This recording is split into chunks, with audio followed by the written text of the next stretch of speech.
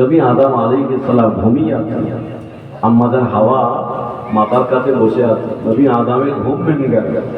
ঘুম ভেঙে যাওয়ার পরে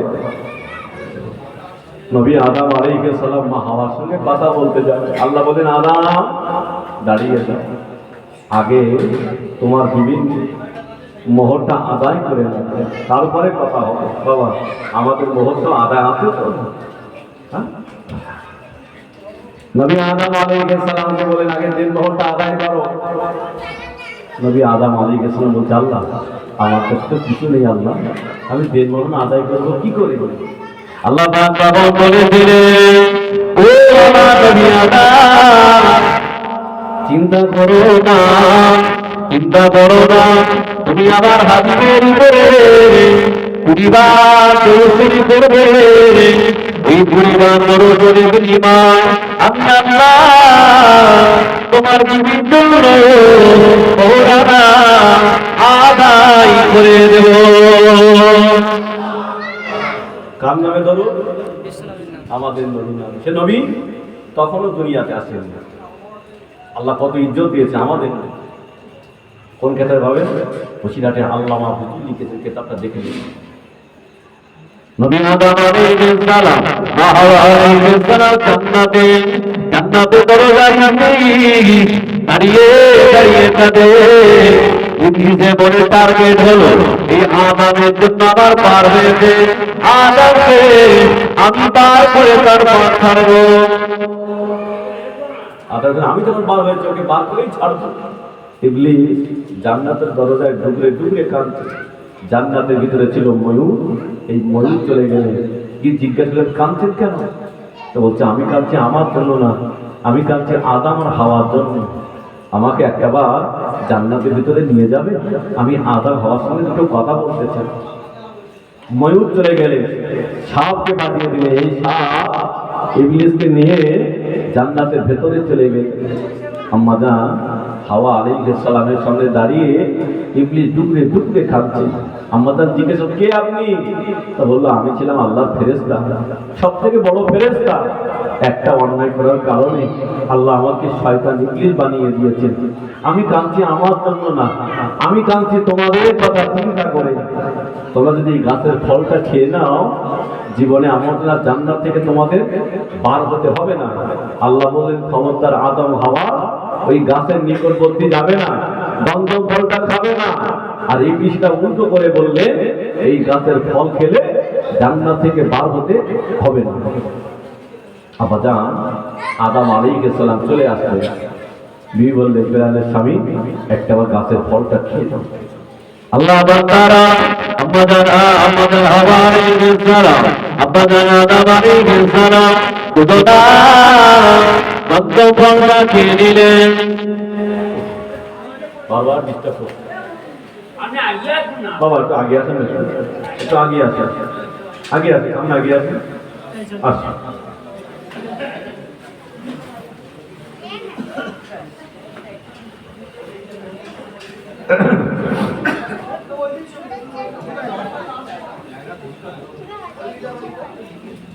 দাও ফাতিহা দাও। আল্লাহ বস, কি বলছিলাম? না গন্ধম ফলটা ফেলেছে। নবী আদম দোয়া করছে, আল্লাহ আমাকে মাফ করে দাও, আল্লাহ আমাকে ক্ষমা করে দাও। আল্লাহ পাক নবী আদম আলাইহিস সালাম হাওয়া আলাইহিস সালামকে মাফ করলেন না। হে আদম, আপনার দোয়া কবুল হবে না।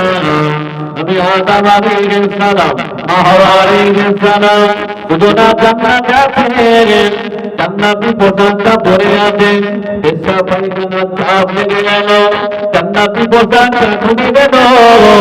এই জান্নাতের ভিতরে ছিল প্যারা গাছ, প্যারা গাছের কাছে চলে গেলে, ও প্যারা গাছ তুমি আমায় তিনটে পাতা দাও, আমার ইজ্জত গুলো আমি থেকে নেই।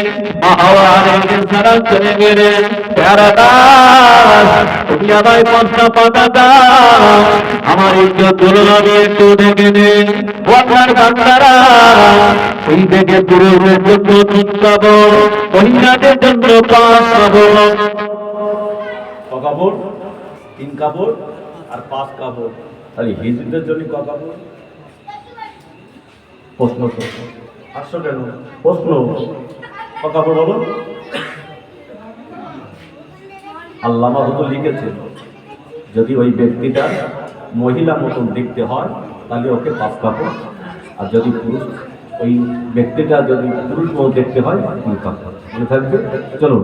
নবী আদম আলাইহিস সালাম হাওয়া আলাইহিস সালামের জান্নাতি পোশাকটা খুলে গেলে আল্লাহ তাআলা নবী আদম আলাইহিস সালামকে এক জায়গায়, হাওয়া আলাইহিস সালামকে আর এক জায়গায় নামিয়ে দিলেন। নবী আদম এক জায়গায়, হাওয়া আলাইহিস সালাম এক জায়গায়। আল্লাহ পাক জান্নাতে চলে গেলেন। আল্লাহ পাক জান্নাত থেকে ময়ূরকে ডাকলেন, ও ময়ূর, তুমি আমার নবী আদমকে তাড়ানোর জন্য ইবলিসকে সাহায্য করে দিলে। ময়ূর, তুমি আদমকে তাড়ানোর সাহায্য করেছো? আল্লাহ আল্লাহ বলে, ময়ূর, তোমার হাত দিয়েছিলাম, পা দিয়েছিলাম, জান্নাতের সমস্ত নিয়ামত দিয়েছিলাম, আজকে তোমার আর জান্নাতে রাখবে না, দুনিয়ায় পাঠিয়ে দেবো। তবে তোমার শাস্তি হলো তোমার মুখটা ভালো দেব, তোমার বডিটা ভালো দেব, তবে তোমার পাটা এমন বানিয়ে দেব দেশের মানুষেরা তোমার পায়ের দিকে তাকালে দ্বিতীয়বার শোনার না তাকায়। এ শোনার চোখ কি বুঝলে? পাটা এমন বানিয়ে দেব দেশের মানুষের দিনে আজকের না তাকায়। আল্লাহ পাক সাপকে ডাকে, সাপ, তুমি আদমকে তাড়াতে সাহায্য করেছিলে? আল্লাহ আল্লাহ বলে, সাপ, আমি তোমার পা দিয়েছিলাম, হাত দিয়েছিলাম, আজকে তোমার জান্নাতে রাখবো না, তোমার দুনিয়ায় পাঠিয়ে দেবো। তবে তোমার শাস্তি হলো আমার বান্দারা তোমাকে পিটিয়ে পিটিয়ে মেরে আমার বান্দারা তোমাকে শেষ করে দেবে। সাপ দেখেছেন তো? ওর পাও নেই, হাত নেই। আল্লাহ নবী আদম আলাইহিস সালাম, হাওয়া আলাইহিস সালাম কাবারের রহমতের পাহাড়ে দাঁড়িয়ে আব্বা নবী আদম আলাইহিস সালাম আল্লাহ কাছে দোয়া করে, আল্লাহ আমাকে মাফ করে দাও, আল্লাহ আমায় ক্ষমা করে দাও। নবী আদমের দোয়া কবুল করে নাও। ফেরেশতা জিবরাইল আলাইহিস সালাম আল্লাহ তাকে চলে গেলেন, আল্লাহ পাক আপনি নবী আদমকে মাফ করে দাও, আপনি নবী আদমকে ক্ষমা করে দাও। আল্লাহ নবী আদমের চোখের পানি আমি আর সইতে পারি না, আল্লাহ পাক মাফ করে দাও, আল্লাহ পাক ক্ষমা করে দাও। নবী আদম আলাইহিস সালামের কান্না আমি আর সইতে পারি না, আল্লাহ পাক ফেরেশতা জিবরাইলকে ডাকলেন, ও ফেরেশতা জিবরাইল, চলে যাও, চলে যাও। নবী আদমকে সেজদা থেকে মাথাটা তুলে আবার আসমানের দিকে তাকাতে বলো। নবী আদম আলাইহিস সালাম একটা অন্যায় করার কারণে 40টা বছর মাথা উঁচু করে তাকান না। নবী আদম আলাইহিস সালাম মাথাটা উঁচু করে দেখেন আসমানের গায়ে আছে লা ইলাহা ইল্লাল্লাহ মুহাম্মাদুর রাসূলুল্লাহ। নবী আদমের মনে পড়ে গেল, আল্লাহ পাক আমি যখন জান্নাতে ছিলাম এই নামটা জান্নাতে দরজায় দেখেছিলাম, এই নামটা জান্নাতে কথায় কথায় দেখেছিলাম। নবী আদম আর থাকতে পারে না, এখন আমার দোয়া করলেন, রব্বানা যালামনা আনফুসানা ওয়া ইল্লাম তাগফির লানা ওয়া তারহামনা লানাকুনান্না মিনাল খাসিরিন।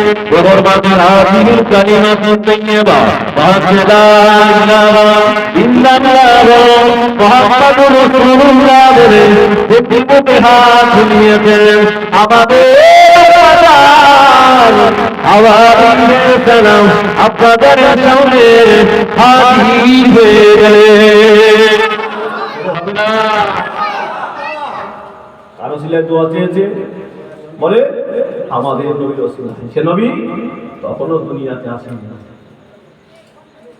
নবী আদম আলাইহিস সালামকে আল্লাহ ক্ষমা করে দিয়েছে। আল্লাহ পাক ফেরেশতা জিবরাইলকে ডাকলেন, ফেরেশতা জিবরাইল আমার নবী আদমকে কিভাবে চাষবাস করতে হয় শিখিয়ে দাও। নবী আদম আলাইহিস সালাম চাষবাস করতে লাগলেন। নবী আদম আলাইহিস সালাম বংশ বিস্তার হতে লাগলো। আল্লাহ এক এক নবীকে পাঠালেন। নবী মূসা আলাইহিস সালাম, নবী ঈসা আলাইহিস সালাম, নবী জাকারিয়া আলাইহিস সালাম, নবী দাউদ আলাইহিস সালাম, নবী ইব্রাহিম আলাইহিস সালাম, নবী ইসহাক আলাইহিস সালাম, নবী ইসমাঈল আলাইহিস সালাম। আর ইসমাঈল নবীর বংশ হতে হতে আমার রাসূলের দাদা যান হযরত আব্দুল মুত্তালিব পর্যন্ত পৌঁছে গেল। আল্লাহ রসুলের দাদা যান হযরত আব্দুল মুত্তালিব গভীর রাত্রে মক্কা শরীফ পাশে ঘুমিয়ে আছেন। উনি ছিলেন মক্কা মুতাল্লিব, মক্কা শরীফ পাশে ঘুমিয়ে আছেন। স্বপ্ন দেখতেন, কি যেন বলছেন, এই কাবার মুতাল্লিব, এই কাবার পাশে একটা জমজম বানানো, এই কাবার পাশে একটা জমজম বানানো। উনি স্বপ্নের ভিতরে জিজ্ঞাসা করলো, আমি জায়গাটা চিনব কি করে? বললো, যেখানে পিঁপড়েগুলো ঘুরবে, ওপরে পাখিগুলো ছায়া করে রাখবে, ওটাই হবে জমজমের জায়গা। সকাল হয়ে গেল, রাসূলুল্লাহ দাদা যান হযরত আব্দুল মুত্তালিব জমজম ঘুরতে গেলেন। আপনাদের প্রশ্ন হতে পারে, হযরত নবী ইসমাঈল আলাইহিস সালাম পানির জন্য ছটফট করছিল, মা হাজরা আলাইহিস সালাম সাফা মারওয়া সাই করছিলেন, দৌড়াদৌড়ি করছিলেন। আল্লাহ পাক যে জমজম বানিয়ে দিয়েছিল, বনু জাত গোত্রের মানুষেরা ওই রাস্তায় চলাচল করার জন্য জমজমটাকে বুঝিয়ে দিয়েছে। রাসূলুল্লাহ দাদা যান হযরত আব্দুল মুত্তালিব সকাল হয়ে গেছে, জমজম করতে গিয়েছে। জমজম করতে যাওয়ার পরে মক্কার মানুষরা বললো, এ কাবার মুতাল্লিব, এখানে কি করবে? বললো, আমি এখানে জমজম ঘুরব। বললো, না, আমরা তোমার সঙ্গে সবাই কাঁধে কাঁধ মিলিয়ে জমজম ঘুরবো। বললো, স্বপ্ন যখন আমি দেখেছি, আমি একাই ঘুরবো, আমি তোমাদের কাউকে হাত দিতে দেবো না। বললো, চলো আমরা পণ্ডিতের কাছে চলে যাবো, যে কথা বলবে আমরা সেই কথা মানতে রাজি। পণ্ডিতের কাছে যাওয়া হলো। রাস্তা দিয়ে যেতে যেতে অনেক কষ্ট হয়ে গেল, জান বেরিয়ে যায়। বললো, যান, আপনি জমজম করবে, আমরা আপনার কাছে বাধাও দেব না। আল্লাহ রসুলের দাদা যান হযরত আব্দুল মুত্তালিব জমজম করবে, উনি দাঁড়িয়ে দোয়া করছেন, আল্লাহ, আর যদি আমার 10টা সন্তান থাকতো, আল্লাহ, এই মক্কার মানুষের আমাকে বাধা দিতে পারতো না। আল্লাহ, আজকে যদি আমার 10টা সন্তান থাকতো, এরা আমাকে বাধা দিতে পারতো না। কিছু কিছু মানুষ বলে, বাবা, আমাদের 10টা সিদ্ধান্ত দেখিয়ে দিই, ঠিক না? আল্লাহ নবী বানাদা হযরত আব্দুল মুত্তালিব জুরাবা জবাতে চলে গেলেন। আল্লাহ দরবারে দোয়া কবুল হয়ে গেল। আল্লাহ পাক সন্তান দান করে দিলেন। কারণ না আব্বা, কারণ না আবু তালেব, কারণ না হামজা, কারণ না আকাশ, কারণ না বাবা, কারণ না আব্দুল্লাহ। আল্লাহ 10টা সন্তান দান করে দিলেন। সন্তানগুলো বড় হয়ে গেল, ছেলেটা হয়ে গেল। আল্লাহ নবী দাদা সন্তানকে ডেকে বললেন, বাবারা বাবারা বাবারা বাবারা, তোমরা যখন দুনিয়াতে আসো না, আমি আল্লাহর কাছে দোয়া করে দিলাম, আল্লাহ আমার যদি 10টা সন্তান দেন, আমি একটা সন্তান আপনার রাস্তায় কুরবানি করে দেব। বাবা, তোমাদের মতামত 10 সন্তান দাঁড়িয়ে বললেন, আব্বা যান, আপনি যে কথা বলবেন আমরা সেই কথা মানতে রাখি।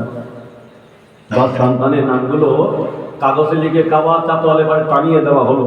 যিনি ভালো তীর মারতে পারে তানাকে ডাকা হলো, যে নামটা তোমার ইচ্ছা সেই নামে তীর দিয়ে আঘাত করবে। আল্লাহ বান্দারা, ও ছেলেরা, ও জওয়ানেরা, কোন নবী জলসায় বসেছি, আল্লাহ বান্দারা দেখতে পারা যায়, ওই চিন্তা দিয়ে অন্য কোন নামে ওঠে না। আমার নবী নাম আমার রাসূলুল্লাহ আব্বা জান, আমরা আব্দুল্লাহ বলে নামটা উঠলেন। আল্লাহ নবী দাদা জান বললেন, ও বাবা আব্দুল্লাহ, ও বাবা আব্দুল্লাহ, চলো বাবা, আমি তোমাকে কুরবানি করে নেব, আমি তোমাকে আল্লাহর রাস্তে কুরবানি দিয়ে নেব। ও বান্দারা, আল্লাহ নবী আব্বা জান হযরত আব্দুল্লাহ হুজুরকে রাস্তা দিয়ে হেঁটে নিয়ে যাচ্ছেন। মক্কার মানুষেরা বললেন, এই কাবার মুতাল্লিব, আব্দুল্লাহকে নিয়ে কোথায় যাচ্ছ? আমি আব্দুল্লাহকে কুরবানি করে দেব। মক্কার মানুষরা বলল, না না না, আমরা আব্দুল্লাহকে কুরবানি করতে দেব না। চলো আমরা পণ্ডিতের কাছে যাই, উনি যে কথা বললেন আমরা সেই কথা মানতে রাজি। আল্লাহ বান্দারা পণ্ডিতের কাছে যাওয়া হলো। উনি বললেন, শোনো, একদিকে আব্দুল্লাহ নাম রেখে দেবে, অবাধিক একটা একটা কুরবানি করে দেবে। যতক্ষণ আব্দুল্লাহ নামটা বেঁচে না উঠবে ততক্ষণ ওর কোরবানি চালিয়ে যাবে। ও বান্দারা, একটা না দুটো না, একটা তো কোরবানি হবার পরে আমরা আব্দুল্লাহ হুজুরের নামটা বেঁচে উঠলে হবে না। এই জন্য আল্লাহ রসুল বলতেন, আমি বললাম দুই জবিহুল্লাহ সন্তান। এক নম্বর আমার আব্বা আব্দুল্লাহ জবিহুল্লাহ, দ্বিতীয় নম্বর হলো হযরত নবী ইসমাইল জবিহুল্লাহ। চলো একটু ইয়াসের থেকে ঘুরে আসি। ইয়াসেরের বাড়িতে বাস করতেন যার নাম হলো আব্দুল ওয়াহাব জোহরি। এই আব্দুল ওয়াহাব জোহরি আল্লাহ কোনো সন্তান দেননি। আব্দুল ওয়াহাব জোহরি আল্লাহর কাছে দোয়া করছেন, আল্লাহ আমাকে যদি একটা সন্তান দেন, আল্লাহ আমি একবার হজ করে আসবো। ভালো করে বলছেন, আল্লাহ আমাকে যদি একটা সন্তান দেন, আমি একবার হজ করে আসবো। আল্লাহ তাআলার দোয়া কবুল হয়ে গেল। আব্দুল ওয়াহাব জোহরি বিবি হলো বারিয়া। এই বারিয়া গর্ভবতী হলেন, সন্তান ভূমিষ্ঠ হলো। আব্দুল ওয়াহাব জোহরি জিজ্ঞাসা করলেন, বিবি আল্লাহ আমাদের কি সন্তান দিয়েছে? বলে, হুজুর আল্লাহ আমাদের কন্যা সন্তান দিয়েছে। কি নাম রেখেছে? আব্দুল ওয়াহাব জোহরি বিবি বললেন, আমার মেয়ের নাম রেখেছি আমেনা। একবার দিলে হবে না? সুবহানাল্লাহ। আব্দুল ওয়াহাব জোহরি আম্মা জান আমেনা আস্তে আস্তে বড় হলেন, শায়না হলেন। আল্লাহর বান্দারা, ও যুবকেরা, ও যুবকেরা, উন্নতি জয় বসেছি আমরা জানাবে না। আস্তে আস্তে বড় হলেন, বান্ধবীদের সাথে রাস্তা দিয়ে হেঁটে হেঁটে যান। আমরা জানাবে না, রাস্তা দিয়ে হেঁটে যাচ্ছে, বান্ধবীর রাস্তার একটা সোনার টাকা পেয়েছেন। আমরা জানাবে না কে বলে, ওগো তবু আবে না, ওগো তবু আবে না, এই টাকাটা রেখে দাও। আমরা জানাবে না, ওই সোনার টাকাটা নিয়ে রাস্তাতে হেঁটে হেঁটে যায় একজন পিতা মানুষ, টাকিটা নিয়ে টুকটুক করে হেঁটে যায়। আমরা জানাবি না কে বলে, ওগো মেয়ে আমিনা, ও আমিনা, দাঁড়িয়ে যাও মা, দাঁড়িয়ে যাও।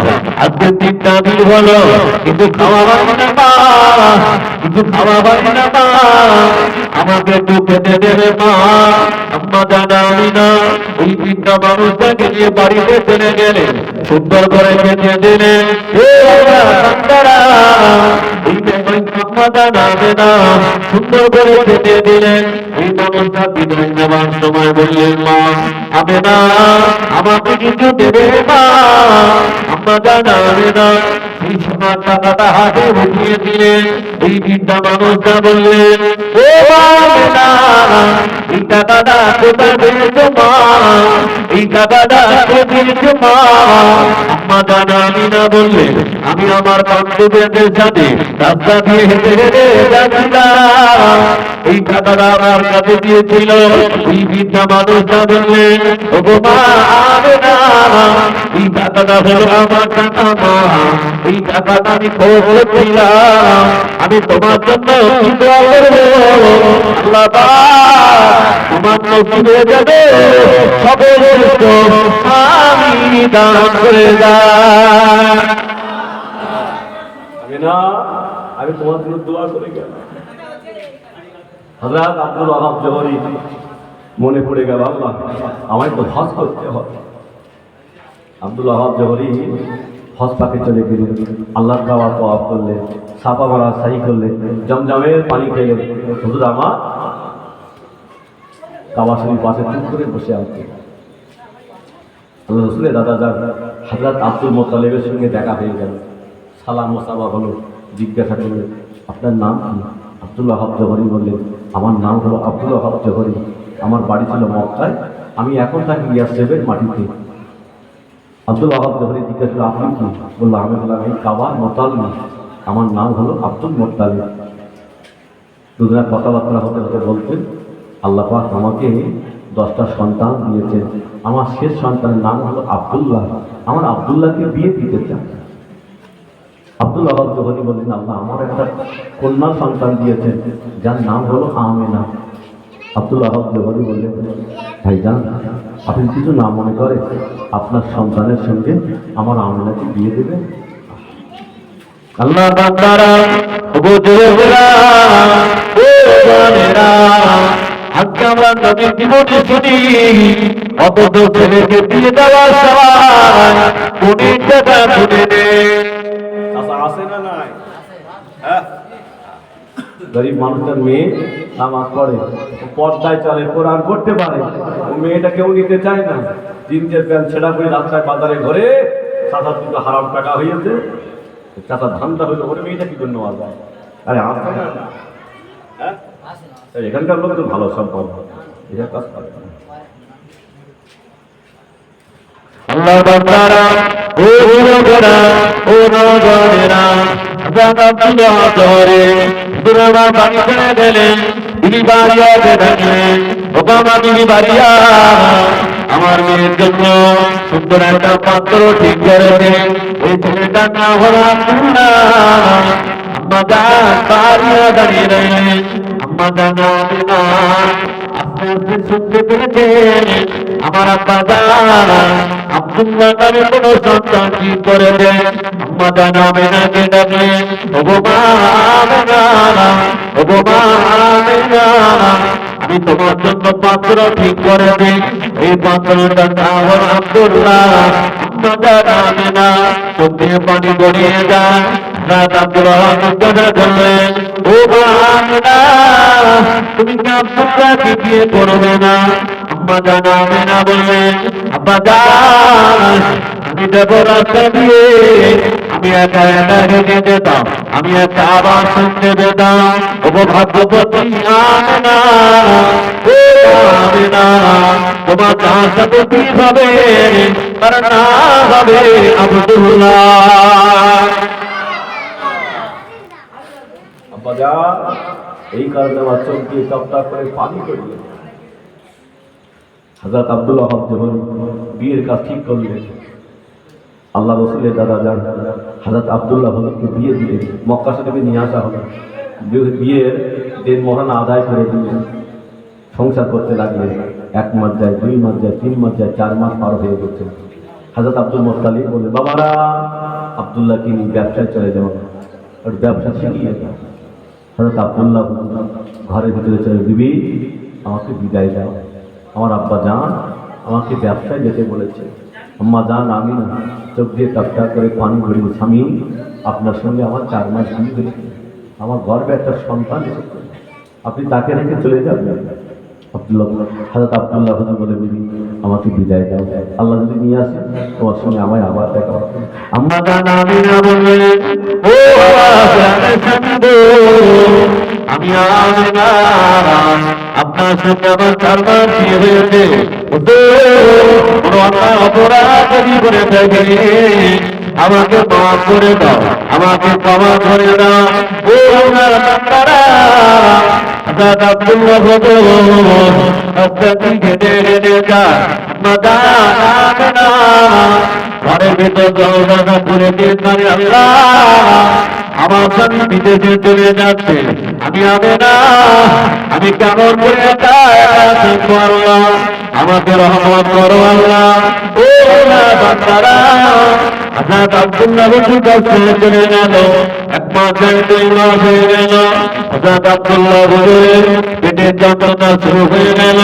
হুজুর আর চলতে পারে না, হুজুর আর হাঁটতে পারে না, হুজুর আর চলতে পারে না, হুজুর চটপট চটপট করে। হুজুরের ভাইয়েরা হুজুরকে ট্রিটমেন্ট করে, ভালো হয় না, হুজুর আবার বিদায় নেবে চলে যাবে। হযরত আব্দুল্লাহ হুজুর ভাইকে ডেকে বললেন, ও বাবা ভাইরা, আমি আব্দুল্লাহ বলে ভাই মানব না, আমি বিদায় নেব, আমি চলে যাব, তবে তোমাদের কাছে আমার একটা দাবি, আমার দিলে গর্বে একটা সন্তান এসে দুনিয়াতে আমার ইন্তেকালের পরে আমার বিবিকে যেন বাড়ি দিও না, আমার বিবিকে যেন বাড়ি থেকে বার করে দিও না। আল্লাহ বান্দারা হযরত আব্দুল্লাহ হুজুর আল্লাহ দুনিয়া থেকে বিদায় নিলেন। ও আল্লাহ বান্দারা হুজুরের ভাইয়েরা আবু আহমদ ইসলামে সুন্দর করে খবরের ব্যবস্থা করে কাঁদতে কাঁদতে চলে আসে। হযরত আব্দুল মুত্তালিব তাকিয়ে দেখলেন, না না না, আমার সন্তানেরা সবাই কাঁদতে কাঁদতে হেঁটে আসে, আমার আব্দুল্লাহকে তো দেখতে পাই না, আমার আব্দুল্লাহ কোথায় গিয়েছে? হুজুরের ভাইয়েরা সঙ্গে সঙ্গে আব্বা জানের কাছে চলে গেলেন। আল্লাহ রাসূলের দাদা হযরত আব্দুল মুত্তালিব বলেছিলেন, ও আমার সন্তানেরা আমার আব্দুল্লাহ কোথায় বলো না। আব্বা জান, আমাদের ভাই আব্দুল্লাহ বিদায় নিয়েছে, দুনিয়া থেকে চলে গিয়েছে, আবু আহমদের সাথে কবর দিয়ে চলে এসেছে। এই ঘটনাটা আম্মা জান আমিনা শুনতে পেয়ে চোখে চোখ করে পানি গড়িয়ে যায়, ঘরের ভিতরে বসে কাঁদে, আল্লাহ আল্লাহ, আমার স্বামী তো বেঁচে না, আমি আমিনা আমার গর্বের সন্তান আছে, এই সন্তানটা ভবিষ্যৎ হওয়ার পরে আমি কি করে বলবো তোমার আব্বা দুনিয়াতে নাই। ও বাচ্চারা আম্মা জানা আমিনা ঘরের ভিতরে বসে পড়ে গেলেন। হযরত আব্দুল মুত্তালিব ছুটে ছুটে চলে গেলেন, ও আমার বৌমা কেঁদো না, কষ্ট দিও না, দুঃখ দিও না। আম্মা জানা আমিনা বললেন, ও আব্বা, আমি আমিনা আমাকে দেখভাল করবে, আমার গর্বের সন্তান এসেছে। হযরত আব্দুল মুত্তালিব বললেন, ও মা আমিনা কেঁদো না মা, আমি যতদিন বেঁচে থাকবো আমি তোমাকে ছায়ার মতো দেখে যাব।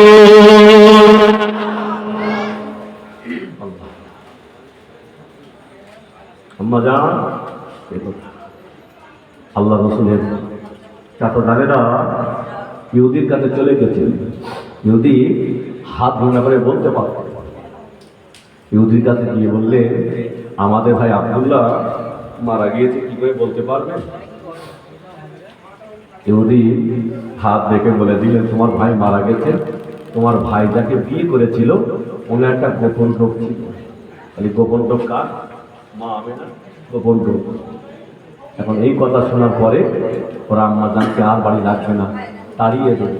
বাবা, এই করোনা রোগ এসে, করোনা রোগ হয়েছিল না, কেউ কারণ হলো না, সব তাড়িয়ে দিলাম দেশ থেকে। আম্মা জান আমিনাকে ওরা আর বাড়িতে রাখবে না। আম্মা জান আমিনাকে হযরত আব্দুল মুত্তালিব ছোট একটা কুড়ে ঘর বানিয়ে দিয়েছেন, শুয়ে ঘর। মা জান, আপনি ঘরে বসে থাকেন, আমি সব দেখভাল করব।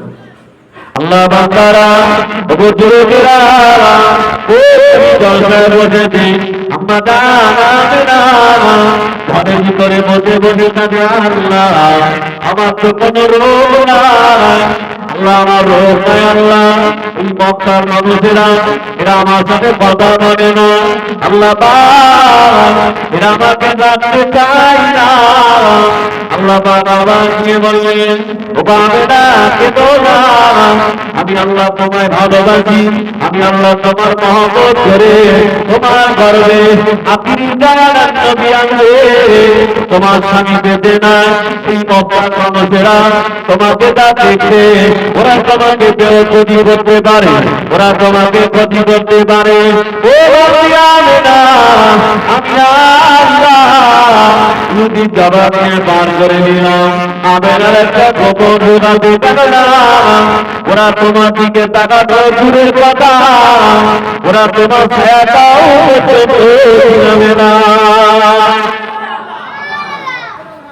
আল্লাহ কত দয়া, আমাকারু আমাকার আল্লাহ, আল্লাহু খায়রুল মাকিরিন। আল্লাহ বললেন, দুনিয়ার মানুষ তোমরা ক্ষতি করতে যাও, যার উপরে হিংসা করো, আমি আল্লাহ তোমাদের ষড়যন্ত্র যেখানে শেষ সেইখান থেকে আমি আল্লাহ আমার ষড়যন্ত্র শুরু হয়ে যায়, হবে না?